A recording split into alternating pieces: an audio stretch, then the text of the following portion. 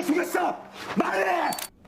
야, 그러니까 제발 혼자 개똥 잡지 말고 다시 던. 정신 차리고 내 말 좀 들으라고! 부탁할게.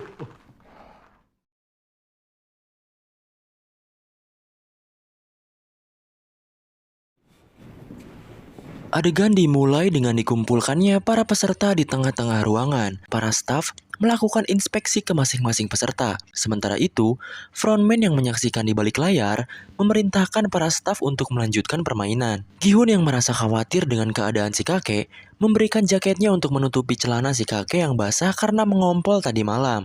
Sang kakek berterima kasih. Kemudian, dibalas oleh senyuman dari Gi-hun. 고맙네, 어르신. Pengumuman kembali muncul, memberitahukan bahwa game keempat akan segera dimulai dan para pemain digiring oleh staf. Namun di tengah perjalanan, dengan serentak mereka menghentikan langkah dan menatap ke langit-langit dengan sentuhan musik klasikal yang menggema di seluruh penjuru ruangan. 기회를 부여받아야 합니다. 참가자 여러분께 Diperlihatkanlah rentetan tubuh manusia yang sudah tak bernyawa, menggantung tepat di atas para peserta. Sekelompok mayat tersebut merupakan para oknum staf penjual organ dan juga si dokter yang kemarin dibunuh karena melanggar aturan. Para peserta membisu, memberi tatapan kosong didampingi dengan rasa tak percaya. Dengan ini, Squid Games episode 6 dimulai. Adegan berlanjut pada Jungwoo yang tengah memotret bukti-bukti yang dia temukan. Namun tiba-tiba, sebuah telepon berdering. Jungwoo menghampiri sumber suara itu, namun beberapa saat kemudian muncul hentakan langkah kaki di tepi ruangan. Seperti yang kita duga, itu adalah frontman. Frontman speaking. Saat frontman meraih telepon tadi, Jungwoo sudah lebih dulu bersembunyi di balik ruangan lain. Telepon pun diangkat. Frontman mengonfirmasi bahwa ada masalah kecil yang terjadi namun berhasil dibereskan.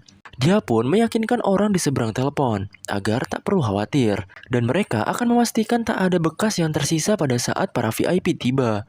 Setelah mengonfirmasi bahwa game akan dilanjutkan, frontman menutup telepon dan pergi meninggalkan ruangan dan adegan pun berganti.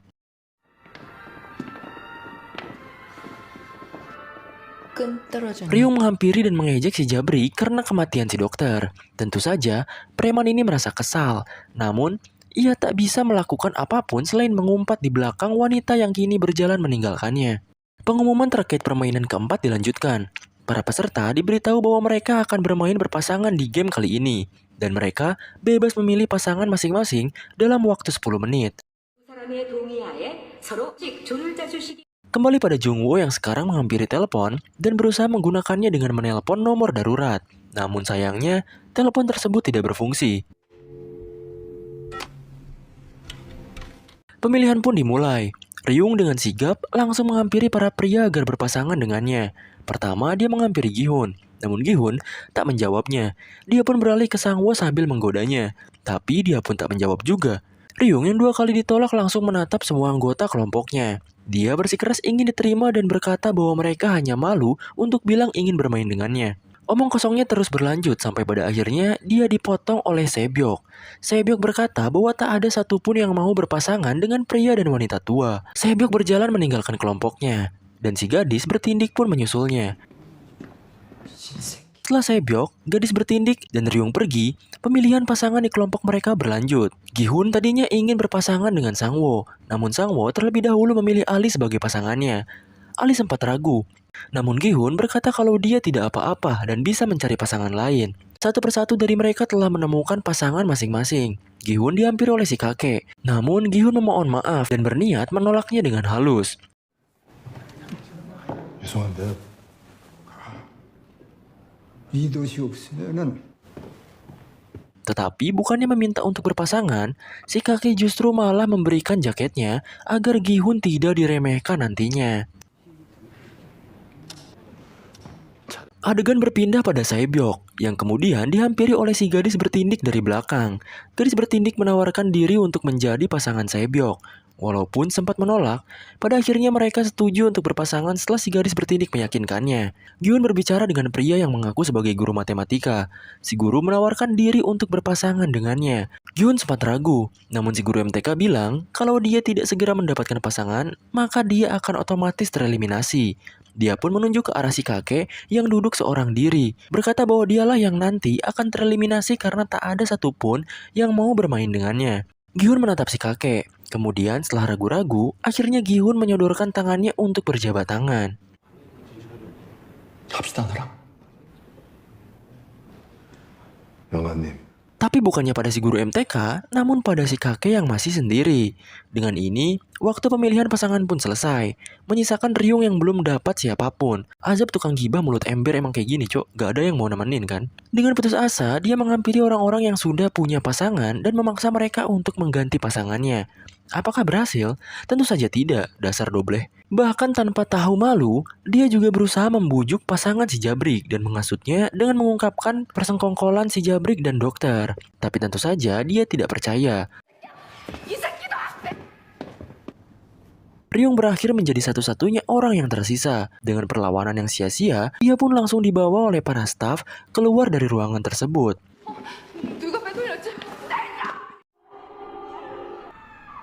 Sekarang adegan beralih ke para peserta yang telah sampai di lokasi permainan keempat yang dibuat mirip seperti komplek perumahan. Partner si Jabrik bertanya apakah yang dikatakan Ryung itu benar. Namun si Jabrik menyangkal omongan tersebut dan berkata bahwa Ryung hanya asal bicara karena putus asa.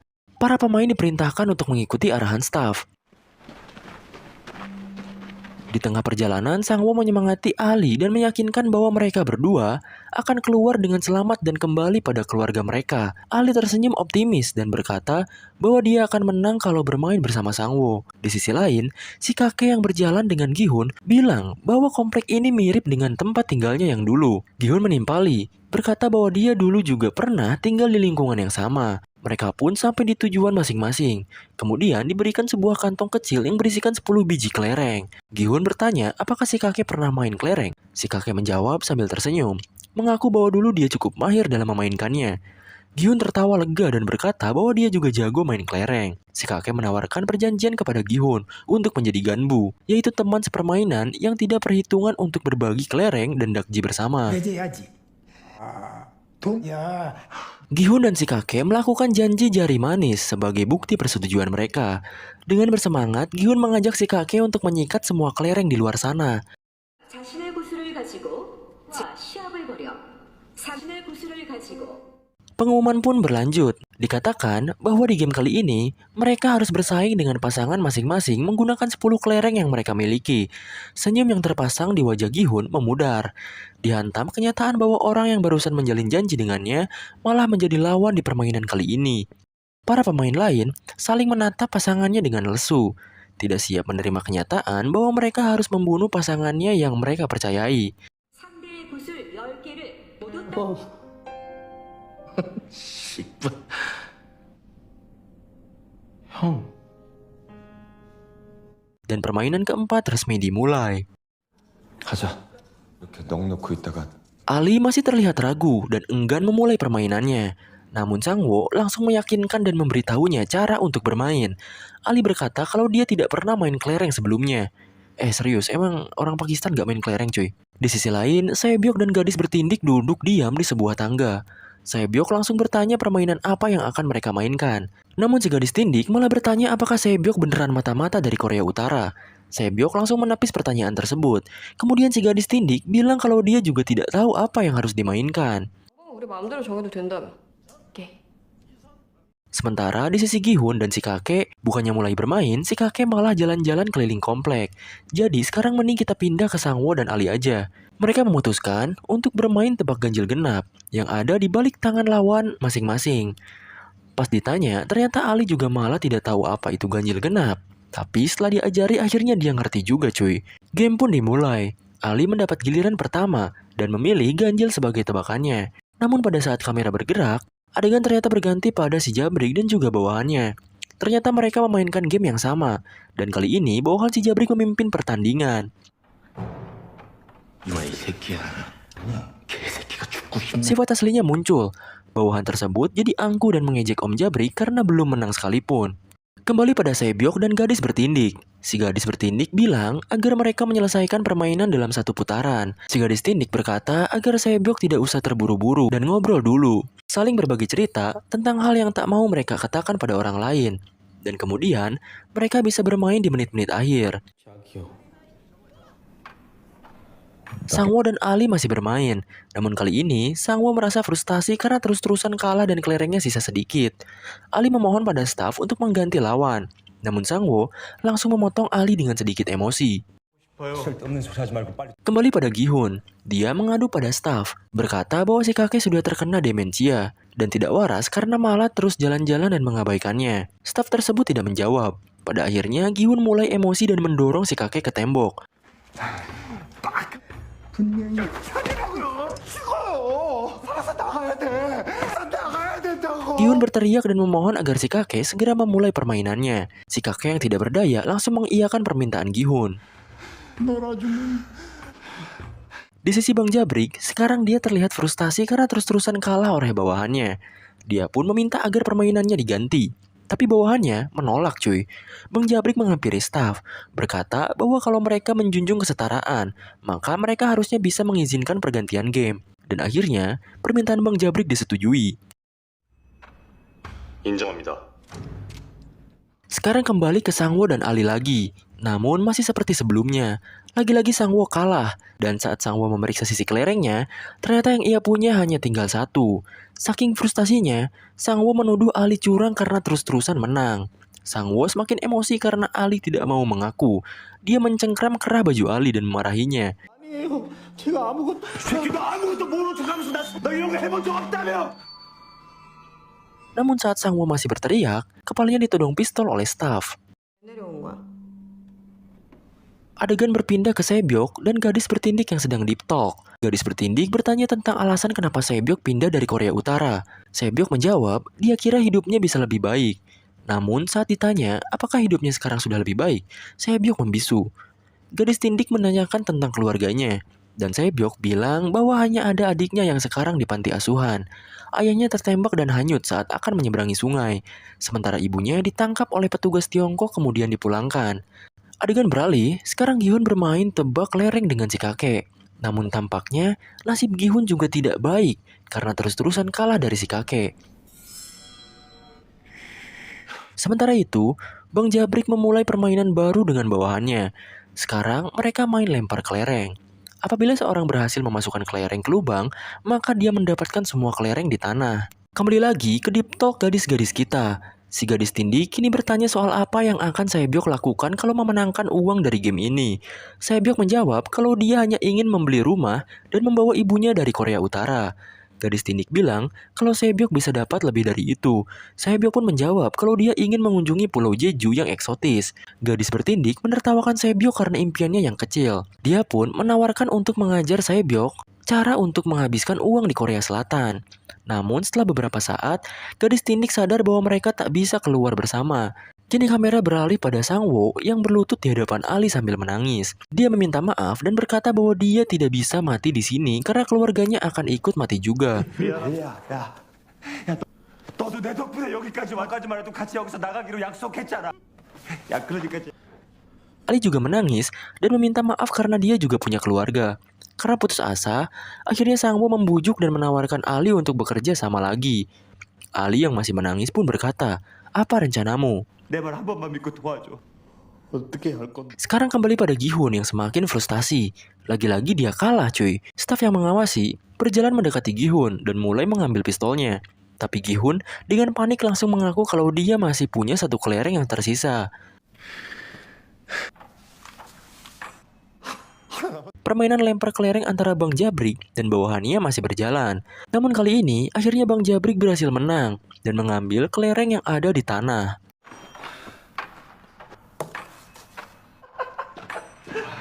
Di sisi lain, Sangwoo dan Ali sedang menyusun rencana. Sangwoo berkata bahwa apabila ada tim yang terus-terusan seimbang sampai waktunya habis, tidak mungkin langsung dieliminasi. Dan bisa saja, dipertandingkan kembali dengan sistem tim versus tim. Sesaat kemudian, tembakan pertama terjadi di dekat mereka. 우리 둘 다 같이 나갈 수 있어. Sangwoo pun bertanya, apakah Ali mau melihatnya seperti itu juga? 이번 탈락. 넌 Tembakan kedua terjadi. Namun kali ini berada di dekat Sebyok dan gadis bertindik. Gadis bertindik bertanya apakah Sebyok pernah melihat orang mati. Sebyok pun bercerita bahwa dulu di kotanya pernah ada wabah. COVID mungkin. Orang-orang mati setiap harinya. Mayat-mayat dikumpulkan oleh para tentara kemudian dibakar. Nenek, kakek, dan juga kakak Sebyok merupakan salah satunya. Sekarang giliran gadis bertindik yang ditanya. Dia bercerita bahwa mayat pertama yang ia lihat adalah ibunya sendiri, yang dibunuh oleh ayahnya sendiri juga. Dan yang selanjutnya adalah ayahnya, yang dia bunuh oleh tangannya sendiri juga. Ternyata ayahnya adalah seorang pendeta yang sering melakukan KDRT sambil berdoa agar diampuni dosanya. Tembakan selanjutnya berbunyi, membuat kaget Gihun yang masih bermain dengan si kakek. Ironisnya, setelah dia mengganti jawabannya karena ragu, tebakannya malah salah. 잠깐만요. Gihun langsung terdiam karena semua kelerengnya sudah habis.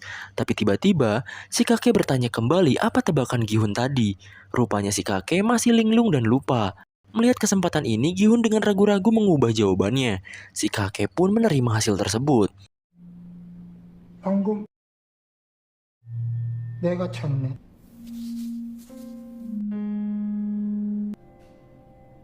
Kembali pada Sangwo dan Ali. Ali masih ragu-ragu dan bertanya apakah mereka akan berhasil. Sangwo meyakinkan Ali untuk kesekian kalinya dan berjanji akan memberikan satu kelereng terakhirnya apabila mereka gagal, agar Ali tidak merasa bersalah atas kematian Sangwo. Ali pun akhirnya setuju dan menanyakan rencananya. Sangwo memberitahu Ali bahwa mereka harus berpencar dan mengamati tim-tim yang tersisa dan mengincar tim dengan anggota paling muda atau yang paling tua. Ali mengangguk dengan yakin, kemudian bergegas pergi melaksanakan rencana mereka. Namun sebelum dia menjauh, Sangwo menghentikannya. Sangwo berkata akan tidak aman kalau dia membawa kantongnya seperti itu. Dia pun menawarkan untuk mengamankan kantong tersebut. Ali percaya pada Sangwo. Dia pun memberikan kantong tersebut padanya. Kemudian, Sangwo tiba-tiba membuka pakaian dan merobek kaosnya. Kembali ke si Jabrik dan bawahannya. Kini kelereng si Jabrik hanya tersisa satu, dan lemparan kali ini menjadi penentu nasibnya nanti. Dia pun mencoba fokus dan melemparkan kelereng tersebut. Namun sayang, kelereng yang ia lempar hanya bisa mencapai tepi lubang. Ternyata, bawahan si Jabrik juga hanya tinggal memiliki satu, dan dia pun melemparkannya. Adegan diperlambat, dan saat kelereng bawahan Jabrik hampir masuk, tiba-tiba kelereng tersebut berbelok arah karena membentur kerikil di depannya. Dengan ajaib, kelereng tersebut malah menabrak kelereng si Jabrik yang nganggur di tepi lubang hingga jatuh ke dalamnya. Pada akhirnya, si Jabriklah yang menjadi pemenang. Karena tak terima, ia pun berlari kabur dari staf yang hampir menembaknya. Kita semua tahu, kabur dari tempat ini hanya akan berakhir sia-sia.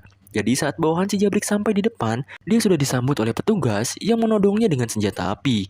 Tak butuh waktu lama, dia pun ditembak mati setelah mengucap umpatan terakhirnya. Tepat di saat tersebut, dengan cepat Sangwo menukar kantung Ali dengan yang ada di tangannya. Memang yang namanya orang putus asa, apapun rela dilakukan gitu. Setelah selesai, Sangwo pun berdiri dan mengalungkan kantung kelereng Ali yang sudah ia modifikasi. Ali pun pergi, dan adegan kini berganti. Kembali ke Gihun dan si kakek. Kali ini Gihun mulai memanfaatkan keadaan si kakek yang linglung dan mengubah jawaban si kakek. Si kakek pun malah lanjut percaya dan menyerahkan kelerengnya pada Gihun. Adegan berganti lagi menuju Ali. Dia melaksanakan tugas yang diberikan oleh Sangwo. Dia terus berjalan dan mengecek pemain walaupun berkali-kali dikagetkan oleh suara tembakan di sekitarnya. Sementara Sangwo mengambil kembali pakaiannya yang tergeletak di tanah, beserta kantung kelereng yang ia tukar. Gihun dan si kakek masih melanjutkan permainan mereka. Namun tampaknya sekarang Gihun mulai merasa bersalah. Kembali lagi pada Sangwo. Kini dia memberikan kantung kelereng yang dia tukar tadi kepada staf. Sangwo memberitahu bahwa peraturan permainan ini adalah mendapatkan kelereng lawan dengan permainan apapun tanpa melakukan kekerasan. Dan dia tidak melanggar aturan tersebut. Pada akhirnya, staf menerima kantung tersebut. Dan adegan pun kembali menuju Saebyok dan si gadis yang bertindik. Saebyok mengajak si gadis tindik untuk memulai permainan seperti yang mereka rencanakan. Gadis tindik menjelaskan permainan yang mereka lakukan adalah lempar kelereng. Dan yang kelerengnya mendarat paling dekat dengan tembok, maka dia yang menang. Kemudian Saebyok pun balik menanyakan nama gadis tersebut. Jiong adalah jawabannya. Saebyok bertanya siapa yang akan lempar duluan. Jiong pun memilihnya. Si kakek mengecek kantung kelereng miliknya. Namun sayang, kini kantung tersebut kosong tak ada sisa. Kakek berkata apa yang harus dia lakukan. Dia ingin bermain lagi. Dia pun meminta Gihun untuk meminjamkannya satu kelereng saja. Namun Gihun hanya bisa meminta maaf dan bangkit dari duduknya. Namun tiba-tiba si kakek ternyata masih menyimpan satu kelereng di sakunya. Gi-hun yang heran langsung mengecek isi kantungnya tersebut. Dan ternyata isinya hanya 19 kelereng. Saat dia mengangkat wajahnya, si kakek sudah pergi meninggalkannya. Setelah Sebyok selesai, sekarang giliran Jiong untuk melempar. Namun bukannya melempar, Jiong justru malah menjatuhkan kelerengnya ke tanah dengan sengaja. Sebyok kaget. Kemudian dia mendorong Jiong ke tembok dan bertanya apa maksud dari perbuatannya. Sebyok menyuruh Jiong untuk melempar kembali. Namun Jiong menolak dengan alasan dia masih akan tetap kalah dan ingin kalah dengan cara yang keren. Namun Jiong tetap menolak, berkata bahwa dia sudah tak punya apapun lagi. Berbeda dengan Sebyok yang mempunyai keluarga sebagai alasan untuk keluar dari game ini. Jiong terus memikirkan apa yang mau dia lakukan setelah keluar. Namun dia sama sekali tak mendapatkan jawabannya. Jiong meminta Sebyok untuk keluar dari tempat ini hidup-hidup. Lalu bertemu ibunya, menjemput adiknya, dan pergi ke Pulau Jeju. Sebyok membisu, air mata mengalir di pipinya. Di sisi lain, Ali kembali lagi ke tempatnya, dan Sangwo berkumpul. Dia memanggil-manggil Sangwo, namun panggilan tersebut tak kunjung terjawab. Sangwo yang sudah menang, kini berjalan menuju pintu keluar. Ia mendengar teriakan Ali, namun dia enggan untuk kembali.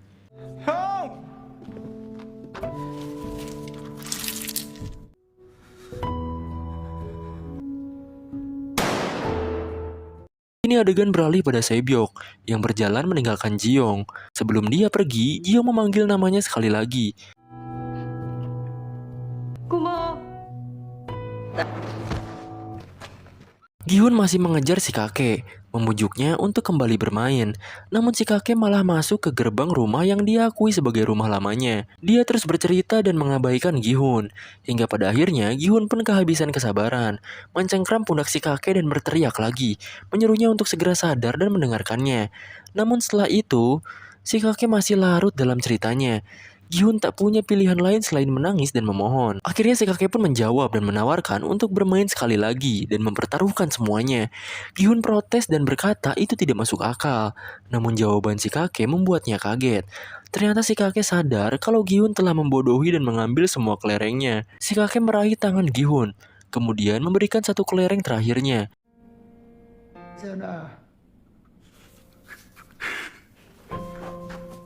Gi-hun pun berjalan keluar. Kemudian si kakek bilang bahwa sekarang dia mengingat namanya, yaitu Oh Il-nam.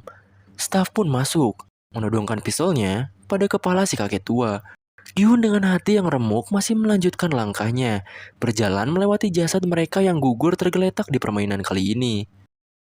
Dan episode ke-6 pun selesai.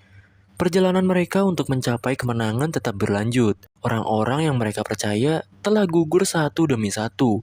Pengkhianatan, kecurangan, kebohongan dilakukan demi bertahan hidup. Apa yang akan terjadi setelah permainan hidup dan mati ini selesai?